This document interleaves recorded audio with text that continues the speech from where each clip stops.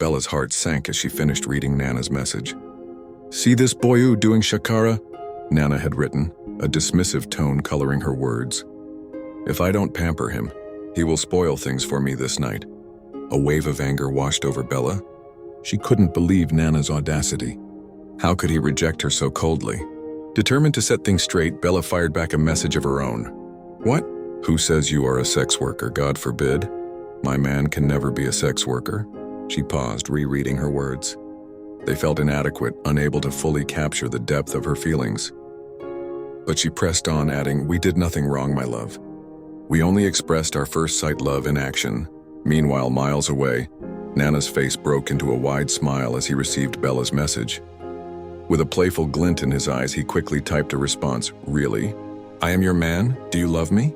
Are we dating?" Bella had texted. "Yes, my love, we are a couple now," she replied, his heart full of joy. He shared the news with Dankwa, eager to hear their reaction. "What did she say?" he asked, anticipation bubbling inside him. "Nana, she called me her man, her love," he read aloud, relaying the message. "Dankwa, you see?" he concluded, a triumphant grin spreading across his face. Nana's heart pounded as he crafted his alibi. He needed to see Bella, but his mother's watchful eye was always a challenge. "Late night class, Mom," he announced, trying to sound casual. "I'll just crash at a friend's hostel afterward." The lie tasted like ash, but it was the only way. He rushed to the store and quickly picks up a new shirt, a fresh start for his secret rendezvous. With the new shirt in hand, he went to the hotel, his anticipation building with each step to meet Bella. Bella stirred, the faint light of dawn filtering through the hotel room curtains. She nudged Nana awake. "Time to get up," she said, her voice still thick with sleep. "I need to drop you off at campus." Nana groaned, burying his face in the pillow. "Is it morning already? Just a few more minutes?" Bella sighed, a hint of impatience creeping into her tone. "Boy, you better get up. Some of us have companies to run, you know? Or should I just leave you to pay the bills?" Nana's eyes snapped open. I'm up," he mumbled, scrambling out of bed. He quickly grabbed his clothes, the urgency in Bella's voice a familiar prod. He knew she meant business. Nana leaned in. "Just one peg before I get out, Bella." Bella's eyes flashed. "Out. Now." She didn't wait for him to argue, didn't wait for anything. She shoved him out of the car and sped off, tires squealing against the asphalt. Nana stood there bewildered. Why is she angry now? Isn't that what lovers do? He fished his phone out of his pocket and a notification popped up on the screen. "What?" Nana stared at the alert. It was a deposit notification, 10,000. A wide grin spread across his face. "I can get a hostel now." He chuckled to himself, his earlier confusion forgotten. He was so happy. Abina, the girl Nana had been hopelessly crushing on, caught sight of him stepping out of a sleek, expensive car. Curiosity piqued and a bit of her old interest flaring, she walked over to him. "Nana," she began, a playful lilt in her voice. "Is that your aunt? You never mentioned you had a rich aunt." Nana shot her a quick sidelong glance, a mix of annoyance and something unreadable in his eyes, before turning and walking away, leaving Abena standing there, a wave of regret washing over her. She couldn't help but think about how she had turned him down before, not realizing the life he kept hidden. Now seeing this new side of him, she wondered if she had made a mistake in rejecting him. Nana found himself in a predicament. To continue his escapades without raising suspicion from his mother or the watchful eye of the priest, he hatched a plan to temporarily reside on campus. With a mix of nervousness and determination, Nana approached his mother. "Mother," he began, "my friend, the one who comes from a wealthy family, has invited me to stay at his hostel for a while. He says he needs company." His mother listened intently, her expression unreadable. After a moment, she responded, "I agree, but on one condition. I must meet this generous friend of yours so that I may personally thank him for his kindness." Nana slipped out, a knot of anxiety tightening in his stomach. He needed to talk to his friend to share his plan. The idea had been swirling in his mind for days, a hostel. It was the only way he could think of to stay one step ahead, to avoid being caught. He found his friend near the old oak tree, a familiar meeting spot. "I need to go to a hostel," Nana blurted out, the words tumbling out in a rush. "I can't risk staying here any longer." His friend listened intently, his brow furrowed with concern. After a moment of silence, he nodded in agreement. It's the best option, Nana, I understand. Relief washed over Nana, but it was quickly replaced by guilt. He reached into his pocket and pulled out a wad of cash, pressing it into his friend's hand. "Here," he said, his voice thick with emotion. "Take this, I promise I'll send more. It's for the kids so they could get help." The tension in Bella's living room was thick enough to cut with a knife. Adu stood before her, his eyes filled with remorse. "Bella," he began, his voice heavy with regret, "I came to apologize." He extended a hand, offering an exquisite necklace. It was an expensive gift, a token of his regret. Bella hesitated for a moment, her heart warring with her pride. But the sincerity in Adu's eyes was undeniable.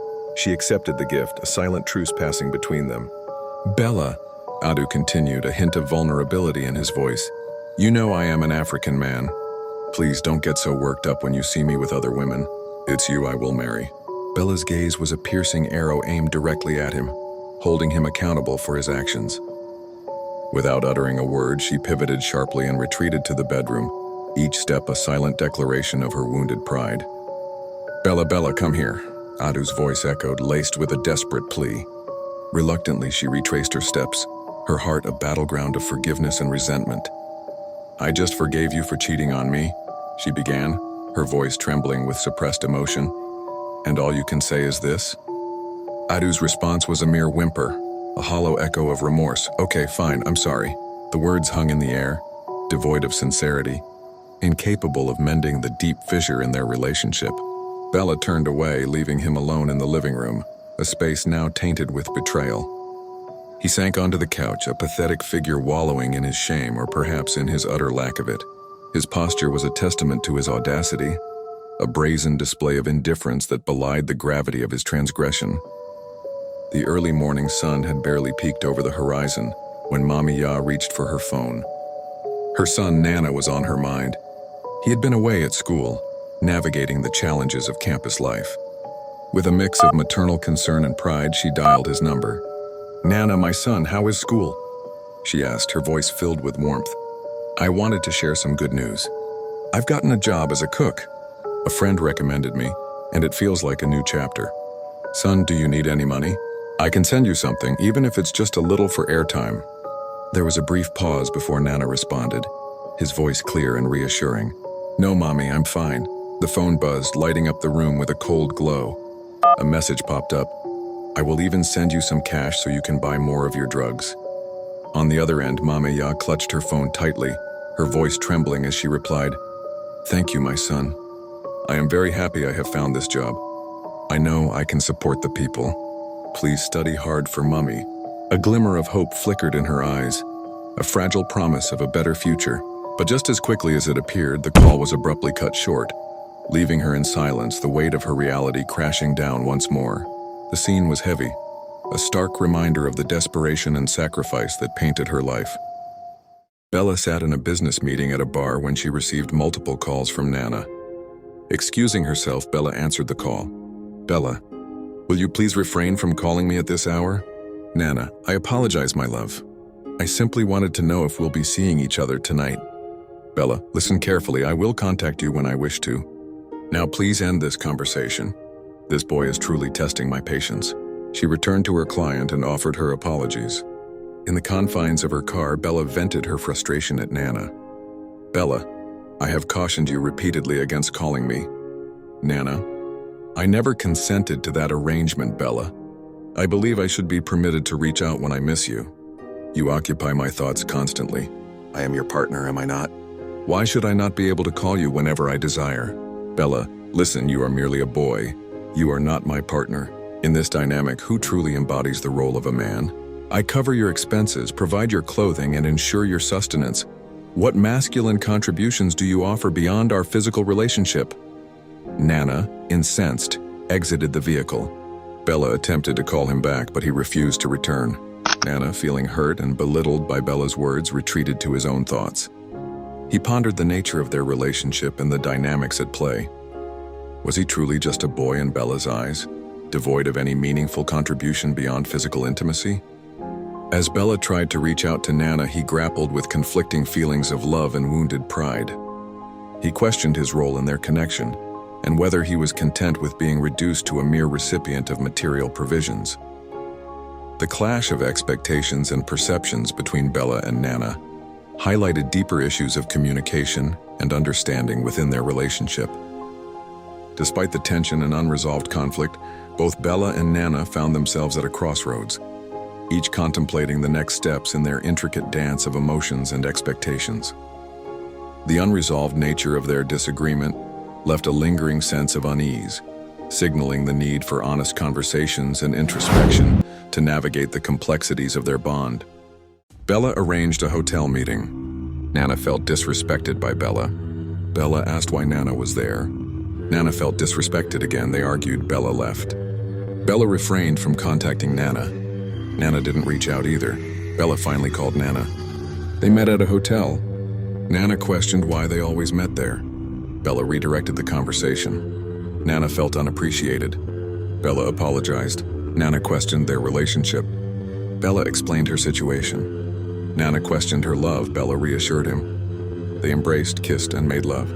As the night wore on, Bella and Nana found themselves entangled in a web of emotions and unspoken truths. The hotel room became a battleground for their conflicting desires and expectations.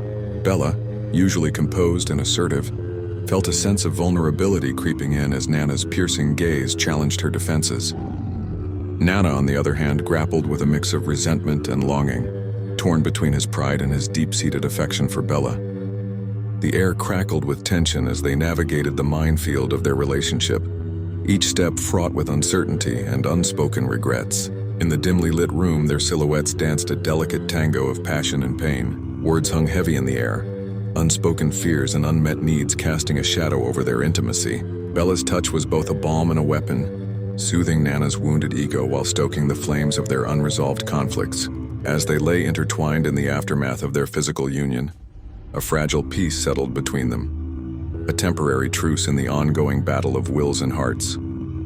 The echoes of their whispered promises and unspoken doubts lingered in the air, a reminder of the fragile balance they walked on the edge of love and pride. Mame Ya was diligently attending to her duties at Bella's residence when Bella entered and requested a glass of water. As Mame Ya served the water, she informed Bella of an unexpected visitor. Furthermore, she mentioned that dinner was prepared, but Bella opted to freshen up before partaking in the meal. Upon opening her bedroom door, Bella was greeted by Adu Adu. "Hello, my love. I have come to spend an entire week with you, my darling." Bella, "Really? Thank you." "Adu, you are most welcome, my love." During the evening service, the priest inquired of Mame Ya regarding Nana. Mame Ya, "Great one, yes, he returned home, but he received a call to attend to something of great importance." The priest, "Are you certain your son is fulfilling the Almighty's will?" Mame Ya, "Indeed, great one. He is wholly dedicated." Nana's companion cast a sidelong glance at the priest and hissed in disdain. Dankwa questioned Nana if his mother had informed him of the priest's inquiry about him, to which Nana replied in the negative. Dankwa proceeded to relay the details of the conversation. Nana pondered whether the priest was aware of his recent activities, but Dankwa urged him to dismiss such thoughts. "Dankwa, he knows, and yet your skin remains unscathed? Ignore them. We all, including the priest, are thriving now." "I cannot recall the last time he proclaimed a fast. All thanks to you. Has he ever troubled himself to inquire about the source of our sustenance?" "Forget them," Nana remarked. "Perhaps that is why he inquired about me." Dankwa chuckled in response.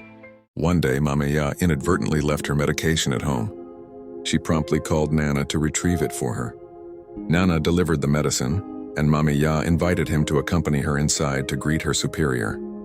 Upon entering, Nana noticed a photograph of Bella and inquired of his mother whether that was her boss.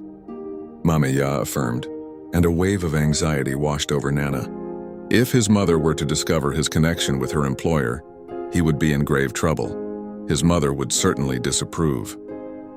Mame Ya then called Bella. When Bella emerged, Nana discreetly signaled her, urging her to feign ignorance of their acquaintance. He greeted Bella as if they were complete strangers. At that moment, Nana experienced a profound shock. Adu appeared and kissed Bella, causing Nana to nearly faint. Mame Ya introduced Adu to her son as her boss's fiancé. Overwhelmed, Nana requested to leave immediately, his body drenched in sweat and trembling. His mother inquired, "Son, is everything all right?" Nana merely nodded. Mama Ya then asked Bella, "Could my son assist me with the chores occasionally? He is on an extended vacation and spends his days at home alone." Bella responded, "Yes, of course he can." Bella felt a deep sense of embarrassment at the unfolding situation. Nana retreated to his friend's house, tears streaming down his face. They excused themselves to allow Nana to express his anguish. "She shattered my heart," he lamented. "I believed I was the sole man in her life, but she has a fiancé. My chest aches, it truly hurts. I thought I was betraying God. Now I face my punishment." Dankwa urged, "Calm down, Nana. How did you come to know?" Nana recounted the events. Dankwa replied, "Your mother's boss? This is troubling," Nana lamented. "My mother will surely confide in the priest if she discovers the truth." His friend advised, "You must terminate this relationship. It is for the best. You have done enough for us. The Almighty knows your efforts." Nana sighed. "It's not an easy decision. Well, it's not as if she was truly mine to begin with." He wiped the sweat and tears from his brow with the palm of his hand.